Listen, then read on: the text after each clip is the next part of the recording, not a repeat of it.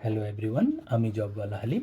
আমার এই চ্যানেলের মাধ্যমে আপনারা ডিফারেন্ট কম্পিটিটিভ এক্সামসের প্রিপারেশনের গাইডেন্স পেয়ে থাকবেন। আমার এই চ্যানেলের মাধ্যমে আমি সেলফ প্রিপারেশনের মাধ্যমে ডিফারেন্ট গভর্নমেন্ট জবসের প্রিপারেশনের জন্য আলোচনা করে থাকি।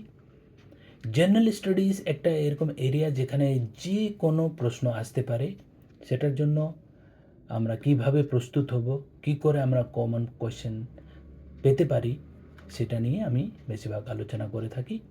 রেগুলার আপডেটের জন্য আমার চ্যানেলটাকে লাইক, শেয়ার অ্যান্ড সাবস্ক্রাইব করবেন। আজকের এই ভিডিওটা হলো রিসেন্টলি হাইড্রোজেন ট্রেন লঞ্চ হচ্ছে ইন্ডিয়াতে, যেটা হরিয়ানার সোনিপত থেকে জিন্দের মধ্যে শুরু হবে। ইন্ডিয়ার আগে জার্মানি, চায়না আর ইউএসএও এই হাইড্রোজেন ট্রেন চালু হয়ে গেছে।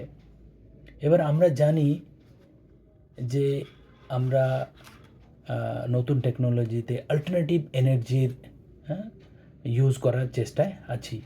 আমাদের ফসিল ফুয়েল শেষ হয়ে যাচ্ছে, সেই জন্য আমরা উইন্ড এনার্জি বা হাইড্রো এনার্জি, ওয়েভ এনার্জি বা গ্রিন এনার্জি, অল্টারনেটিভ এনার্জির সবসময় আমরা চর্চায় থাকি।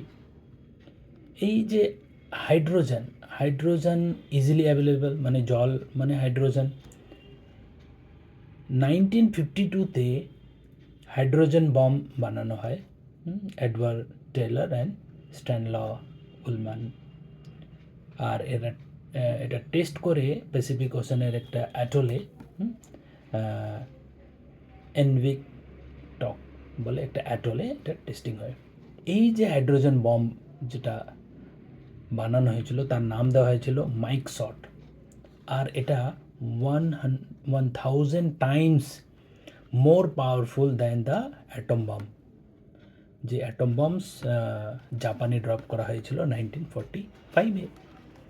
তাহলে এই যে হাইড্রোজেনের যে এনার্জি বা এর যে পোটেন্সিয়াল আছে, সেটাকে আমরা ইউজফুল পারপাসে ইউজ করার জন্য এই চেষ্টাটা হচ্ছে। সেই জন্য এই হাইড্রোজেন ট্রেন লঞ্চ করার চেষ্টা করেছে। কিন্তু এটা কিন্তু কনভেনশনাল, যেটা নর্মাল যে ট্রেন, তার থেকে এটা 80% মোর এক্সপেন্সিভ। সেই জন্য সব জায়গায় চালু হয় না, এটা একটা ট্রায়াল বেসিসে চালু করা হয়তো আস্তে আস্তে সেটা একটু খরচাটা হয়তো কম হয়ে যাবে। যেমন আজকাল ইলেকট্রিক ভেহিকলস শুরু হয়ে যাচ্ছে, মানে কস্টলি, যেটা একটা নর্মাল পেট্রোল ভেহিকল যদি যেটা 5 লাখ হয়, সেটা হয়তো ইলেকট্রিক ভার্সন নিতে গেলে সেটা 10 লাখ হয়ে যায়। তো সেরকম একটা ডিফারেন্স থাকে। তাহলে এইখানেও এই 80% মোর এক্সপেন্সিভ। এইবার এই যে হাইড্রোজেন বম যেটা 1952-তে টেস্ট করা হয়েছিল, তার নাম ছিল মাইক শট। এবার এইটা থেকে দেখুন একটা রিলেটেড প্রবাবল কোয়েশ্চেন এসে যায়। সেটা হলো যে 1945-এ যে অ্যাটম বম হিরোশিমা আর নাগাসাকিতে ড্রপ করা হয়েছিল, তাদের কি নাম ছিল? এটাও কিন্তু খুব কমন আর খুবই ফেমাস। তাহলে 6th আগস্ট 1945-এ হিরোশিমাতে যে অ্যাটমিক বম ড্রপ করা হয়েছিল তার নাম ছিল লিটল বয়।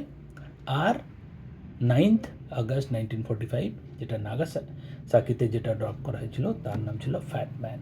তাহলে এটাও একটা রিলেটেড প্রবাবল কোয়েশ্চেন্স হয়ে যায়। এবার এই যে হাইড্রোজেন, আমরা স্কুল সায়েন্সে ক্লাস 8, 9, 10-এই পড়েছি। হ্যাঁ, ল্যাভোজিয়ারের নাম আমরা নিশ্চয়ই চিনি।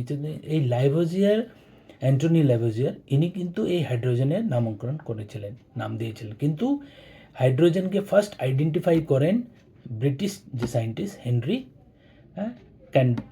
ক্যান্ডিস, সেটা হলো 1766। আর ল্যাভোজিয়ার যে ওনার নামকরণ করেছিলেন সেটা 1783-তে। তাহলে আশা করি আমি এটা বোঝাতে পেরেছি যে কিভাবে কোনো একটা কারেন্ট অ্যাফেয়ার্সকে নিয়ে যখন আমরা ওর ব্যাকগ্রাউন্ড সম্বন্ধে বা ওটার যে বেসিক ইনফরমেশনের কথা ভাবি, তাহলে আমরা গেস করতে পারবো যে কী কী প্রবাবল বা রিলেটেড কোয়েশ্চেন্স হতে পারে। তো এই ধরনের রেগুলার আপডেট জন্য আমার চ্যানেলকে ফলো করবেন, আর এই চ্যানেলটাকে বেশি করে শেয়ার করে দেবেন। কারণ যে সকল ছাত্রছাত্রীরা টাকা পয়সার অভাবে কোনো কোচিং জয়েন করতে পারে না, তাদেরকে আমি বিশেষভাবে হেল্প করে থাকি। আর আমার এই চ্যানেলের মাধ্যমে আশা করি তাদের খুবই হেল্প হবে, সেই জন্য আমার চ্যানেলটাকে একটু ওদের কাছে শেয়ার করে দেবেন। আর আমার চ্যানেলের সবথেকে যেটা ডিফারেন্স বা ইউনিকনেস হলো, সেটা আপনারা কোনো ডাউট, কোনো গাইডেন্স থাকলে আমার সঙ্গে সরাসরি কথা বলতে পারবেন। আমার ডিটেলস আমার চ্যানেলের দেওয়া আছে, আমার কন্ট্যাক্ট ডিটেলস দেওয়া আছে, আপনারা আমার সঙ্গে যোগাযোগ করতে পারেন। এছাড়া যে অন্য যে ইউটিউবে যে ইনফরমেটিভ ভিডিওস বা গাইডেন্স কিছু ভালো থাকলে আমি আমার চ্যানেলের পোস্ট সেকশানে সেই লিঙ্কগুলো দিয়ে থাকি, সেগুলোও আপনারা ফলো করে নিতে পারবেন। আশা করি আমার এই ভিডিওটা আপনাদের কাছে হেল্পফুল, আর আগেও এই ধরনের ভালো ইনফরমেটিভ হেল্পফুল ভিডিও করতে পারবো। Thank you.